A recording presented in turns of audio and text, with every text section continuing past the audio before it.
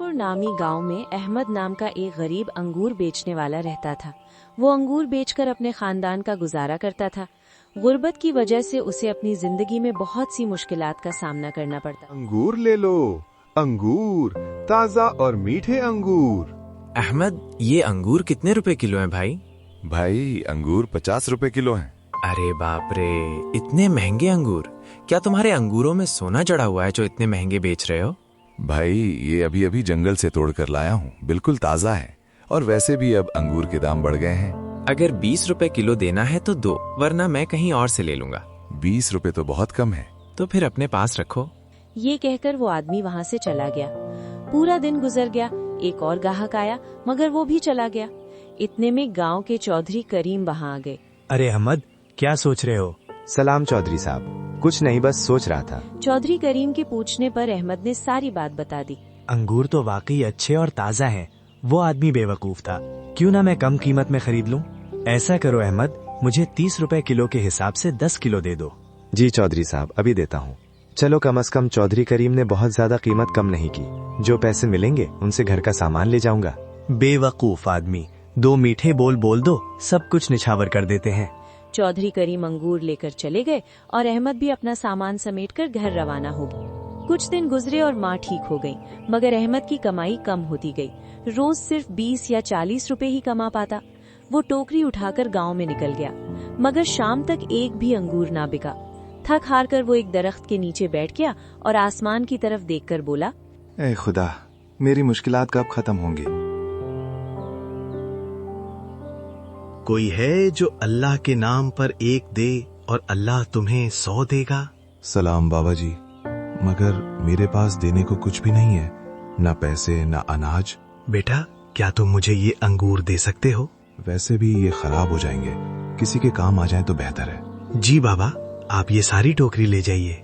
बाबा आप सारे ले जाएं। अगर मैं सब ले लूं तो तुम क्या बेचोगे? मैं कल दोबारा तोड़ लूंगा।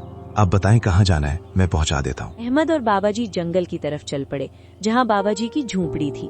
तुम्हारा बहुत शुक्रिया बेटा, अल्लाह तुम्हारा भला करे। ये लो, इसका नाम रानी है। आज से ये चिड़िया तुम्हारी है। चिड़िया? मैं इसका क्या करूँगा? ये आम चिड़िया नहीं, जादुई चिड़िया है। जब तक ये तुम्हारे पास रहेगी तुम्हारी किस्मत चमकती रहेगी, मगर इसका राज किसी को न बताना। अहमद चिड़िया को लेकर घर की तरफ चल पड़ा।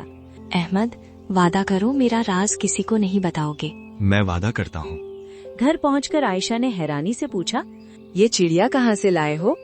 अब ये हमारे साथ रहेगी। शौहर और बीवी एक दूसरे से बातें कर ही रहे थे कि बाहर किसी ने आवाज दी। बाहर अकरम नामी पड़ोसी खाना लेकर खड़ा था। आज मेरी बेटी की सालगिरह थी, कुछ पकवान बच गए थे, सोचा तुम्हें दे दूं। देखा, किस्मत खुद चलकर हमारे पास आई है। आयशा खुश हो गई। रास्ते में तेज बारिश शुरू हो गई, मगर अहमद अपनी माँ को बचाने के लिए भीगता हुआ हकीम साहब के पास पहुँच गया और उन्हें साथ ले आया। घर पहुँचते ही आयशा घबराकर बोली, अच्छा हुआ आप जल्दी आ गए। माँ की तबीयत बहुत खराब है, उन्हें तेज बुखार है। आयशा, तुम क्या कह रही हो? ठहरो, मैं अभी हकीम साहब को लेकर आता हूँ। बुखार बहुत तेज है, एक खास दवा से ही ठीक होगा, मगर वो दवा बहुत महंगी है।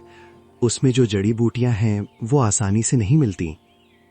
हकीम साहब, आप पैसों की फिक्र ना करें, बस मेरी माँ को ठीक कर दीजिए। हकीम साहब दवा देकर चले गए। आयशा ने पूछा, इतने पैसे कहाँ से आए? आज चौधरी करीम ने मुझसे 10 किलो अंगूर खरीदे थे, वही पैसे थे। यानी सारे पैसे माँ की दवा में लग गए? हाँ आयशा, अब मेरे पास कुछ भी नहीं बचा। अगले दिन बाजार में अहमद के सारे अंगूर फौरन बिक गए, वो भी पूरे 50 रुपए किलो में। इसकी कमाई दिन ब दिन बढ़ने लगी। फिर एक दिन बिलाल नाम का एक आदमी अहमद के घर आता है। ये लो अहमद, तुम्हारे पैसे जो तुमने 6 माह पहले मुझे दिए थे। शुक्रिया बिलाल भाई, शुक्रिया तो तुम्हारा करना चाहिए जो तुमने बुरे वक्त में मेरी मदद की थी, लेकिन मैं शर्मिंदा हूँ कि मैं वक्त पर तुम्हारे पैसे अदा नहीं कर पाया। बिलाल अहमद के पैसे वापस करने के बाद चला जाता है, मगर कुछ लोग अहमद की तरक्की देखकर जलने लगते हैं। इस अहमद के सारे अंगूर चुटकियों में बिक जाते हैं, लेकिन हमारे तो एक भी फल नहीं बिकते। हाँ भाई, तुम ठीक कह रहे हो। कहीं ऐसा ना हो कि हमारा कारोबार बंद हो जाए। चलो चौधरी करीम के पास चलते हैं और इस अहमद की शिकायत लगाते हैं। इतना कहकर वो चौधरी करीम के पास अहमद की शिकायत लेकर जाते हैं। अरे आओ भाइयों, कैसे आना हुआ? चौधरी साहब, हमारे गांव का जो अहमद है वो हमारे बागात से अंगूर चोरी करके गांव में बेच रहा है। ये क्या कह रहे हो तुम लोग? हम सच बोल रहे हैं चौधरी साहब। अगर ऐसा है तो मैं अहमद को सजा जरूर दूंगा। गांव वाले चौधरी करीम को अहमद के खिलाफ भड़काकर चले जाते हैं। मुझे तो लगा था कि अहमद बहुत शरीफ है, लेकिन क्या पता था कि वो मुझसे भी ज्यादा चालाक होगा। आज रात उसके घर जाकर पता लगाता हूँ। रात को चौधरी करीम अहमद के घर आकर उसके कमरे की खिड़की के पास खड़े हो जाते हैं, जहां से अहमद और उसकी बीवी आयशा के बोलने की आवाज आ रही थी। आज मुझे सच सच बता दें कि हमारी अचानक किस्मत बदलने में क्या राज है। आपको मेरी कसम। कसम देने पर अहमद मजबूर होकर आयशा को सारी बात बता देता है। अरे वाह, ये तो अच्छी बात है।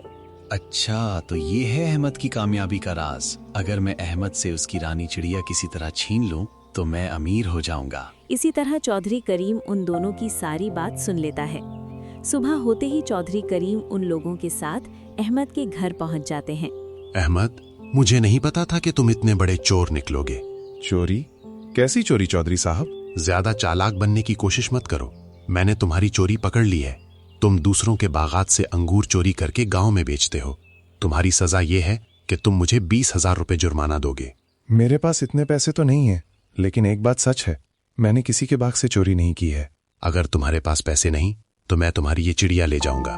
नहीं चौधरी साहब, ये मेरी चिड़िया है, मैं इसे आपको नहीं ले जाने दूंगा। नहीं नहीं, मैं तुम्हारे साथ नहीं जाऊंगी। देख लो अहमद, पैसे दो या चिड़िया। फिर चौधरी करीम अहमद से चिड़िया लेकर चला जाता है। अहमद बेबस था, चिड़िया छीन ली गई। उसके बाद उसकी किस्मत फिर खराब हो गई। सुनो जी, घर में खाने को कुछ नहीं है और हमारे अंगूर भी नहीं बिक रहे। अब हम क्या करेंगे? अरे अल्लाह पर भरोसा रखो, हम कोई ना कोई रास्ता जरूर निकाल देंगे। उधर चौधरी करीम की किस्मत चमकने लगी। चौधरी करीम चिड़िया से मुखातिब होता है।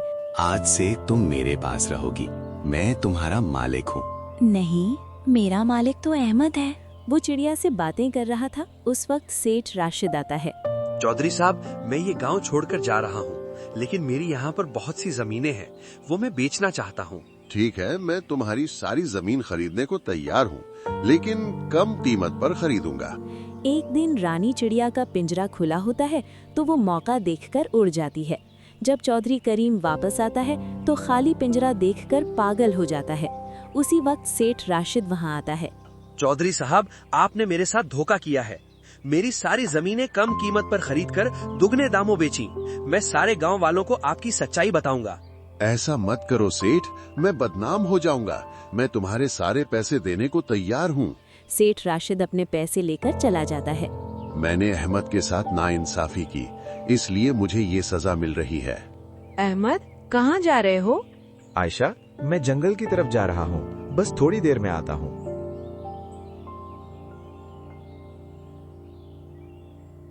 और दूसरी तरफ अहमद जंगल में बाबा जी की झोंपड़ी की तरफ निकल पड़ा।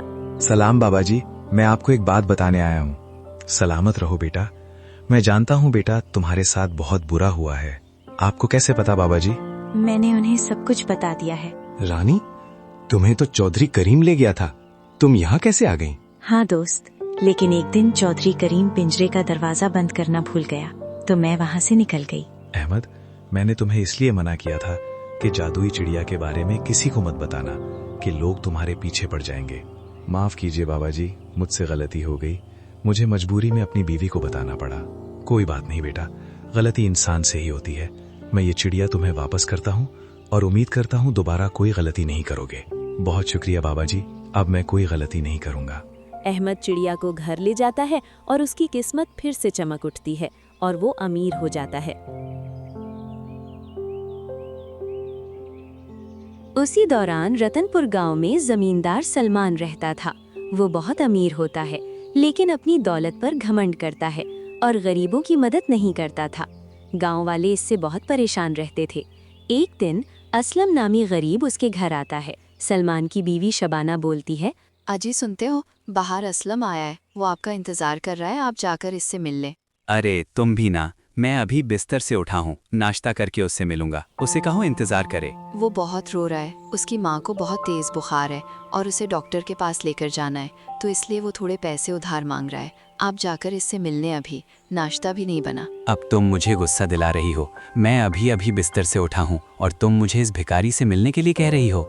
अगर सुबह सुबह इसका मुंह देख लिया तो मेरा दिन बहुत खराब गुजरेगा। अगर आपकी ऐसी आदत रही तो एक दिन आपके तकब्बुर की वजह से ये सब कुछ छिन जाएगा। अब क्या मैंने सारे भिखारियों का ठेका उठा रखा है? जिसको देखो मुंह उठाकर मेरे पास चला आता है। सलमान और उसकी बीवी बातें कर रहे थे कि असलम घर के अंदर आ जाता है। ये देखकर सलमान गुस्से में आ जाता है।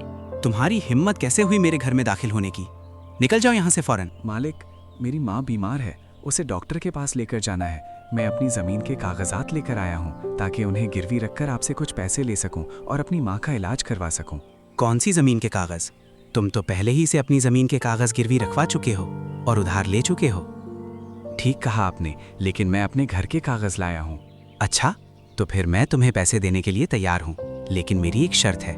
मैं तुम्हें सिर्फ 10,000 रुपए ही दूंगा, वो भी सूद समेत, और तुम मुझे 1 माह में सारे पैसे वापस कर दोगे, वरना मैं तुम्हारे घर पर कब्जा कर लूंगा। मालिक, मैं 1 माह में कैसे पैसे अदा करूंगा? मेरी कोई आमदनी भी नहीं। मेहरबानी करें मालिक, मैं बहुत गरीब हूँ। अगर मेरी शर्त मंजूर है तो मैं तुम्हें पैसे दूंगा, वरना नहीं।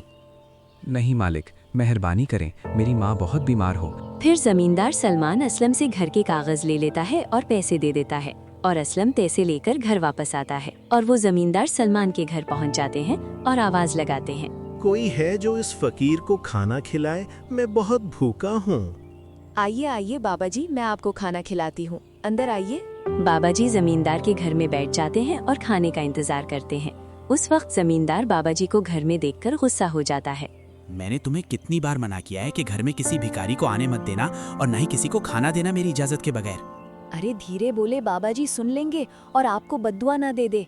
अरे वो क्या बद्दुआ देगा, मैं जानता हूँ इन जैसे ढोंगी बाबाओं को। लेकिन तुमने उसे घर में बिठा रखा है और घर भी गंदा कर दिया है। मैं अभी उसे घर से निकालता हूँ। बाबा जी उन दोनों की बात सुन लेते हैं और उनके पास आकर कहता है, मैंने आज तक तुम जैसा घमंडी जमींदार नहीं देखा जो घर आए मेहमान की बेइज्जती करता है। मैं तुम्हें बद्दुआ देता हूँ, तुम एक लोमड़ी बन जाओ। उसी वक्त जमींदार सलमान लोमड़ी बन जाता है। ये देखकर उसकी बीवी परेशान हो जाती है। बाबा जी, मेरे शौहर को माफ कर दें, उनसे गलती हो गई है, उनके अलावा मेरा कोई नहीं है। बाबा जी मुझे माफ कर दें, मुझसे गलती हो गई। जब तुम किसी नेक इंसान के घर का खाना खाओगे तो थोड़ा ठीक हो जाओगे, जब किसी गरीब की मदद करोगे तो आधे ठीक हो जाओगे, और जब किसी सच्चे इंसान का झूठा खाओगे तो मुकम्मल इंसान बन जाओगे। ये कहकर बाबा जी वहाँ से चले गए और लोमड़ी बना जमींदार जंगल की तरफ भाग गया। चंद दिन तक वो जंगल में इधर उधर भटकता रहा। भूख से उसकी हालत खराब हो गई थी। अचानक उसे एक झोपड़ी नजर आई। वो आहिस्ता से करीब गया। अंदर एक बूढ़ी औरत अपने बेटे असलम के साथ बैठी थी। अरे ये तो असलम का घर है, जिसे मैंने अपने घर में ही दाखिल नहीं होने दिया था। लेकिन सुना है इसकी माँ एक नेक दिल औरत है। उनके घर के बाहर बैठकर उसकी माँ का इंतजार करता हूँ ताकि वो बाहर आकर मुझे कुछ खाने को दे। तभी असलम की माँ बाहर आई। उसके हाथ में खाने की थाली थी। वो ये खाना बाहर घर के आंगन में रखकर अंदर चली गई और जमींदार ने वो खाना खा लिया तो थोड़ा ठीक हुआ। अरे वाह, मैं थोड़ा ठीक हो गया, यानी मैंने बाबा जी का पहला इम्तिहान पास कर लिया। अब बाकी 2 इम्तिहान बचे हैं। जब मैं ठीक हो जाऊंगा तो तुम माँ बेटा दोनों को अपने घर ले जाकर पेट भर खाना खिलाऊंगा।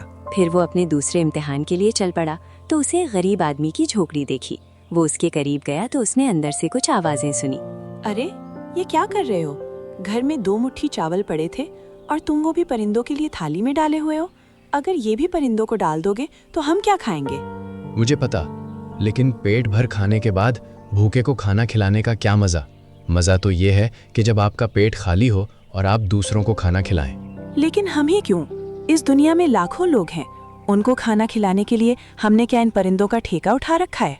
अगर हर कोई ऐसा ही सोचे तो दुनिया से इंसानियत का नामो निशान ही मिट जाए। एक बात बताओ, जब हम इंसानों ने उनके रहने की जगहों को अपने फायदे के लिए तबाह बर्बाद कर दिया, तब तो उनके बारे में किसी ने नहीं सोचा। अपने फायदे के लिए जंगलात को काट दिया। लेकिन मैं ऐसा नहीं सोचता। मेरे पास जो कुछ भी है मैं उससे परिंदों को खुराक डालता रहूंगा। हमारा क्या है, एक दिन हम मर जाएंगे, लेकिन आखिरत के लिए हमारे पास अच्छे अमाल तो हों। अच्छा ठीक है, लेकिन आप भूखे पेट कैसे रहेंगे?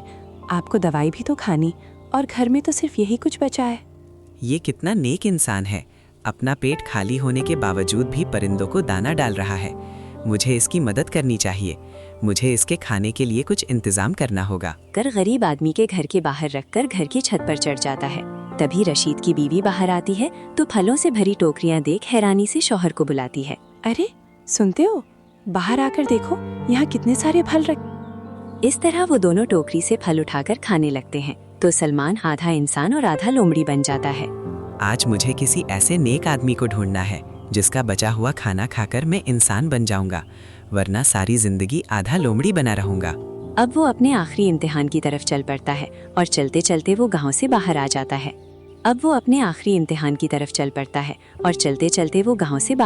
है। फिर वो एक जंगल में पहुंच जाता है और रात वो जंगल में गुजारकर दूसरे दिन किसी ऐसे इंसान को तलाश करने निकल पड़ता है जिसका बचा हुआ खाना खाकर वो पूरा इंसान बन जाएगा।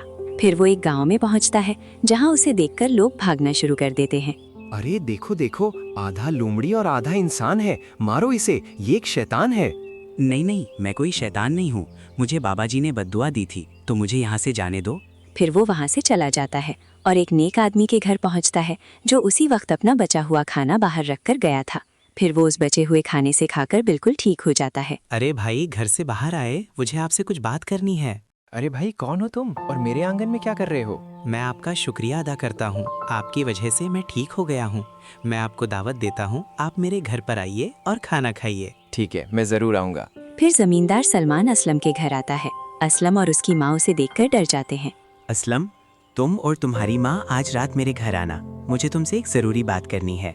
मालिक, मेरे पास पैसे नहीं हैं, आप मुझे कुछ दिनों की मोहलत दे दो। मेरे पास अब 1 रुपया भी नहीं है। हाँ बेटा, हमारे पास पैसे नहीं हैं, तुम हमें और 10 दिन की मोहलत दे दो, हम तुम्हारी पाई पाई चुका देंगे। आप फिक्र न करें, मैं आपको जमीन के सारे कागज वापस कर दूंगा, इसीलिए आपको घर बुला रहा हूँ। ये कहकर वो वहाँ से अपने घर की तरफ चला जाता है। जमींदार की बीवी उसे सही सलामत देखकर खुश हो जाती है।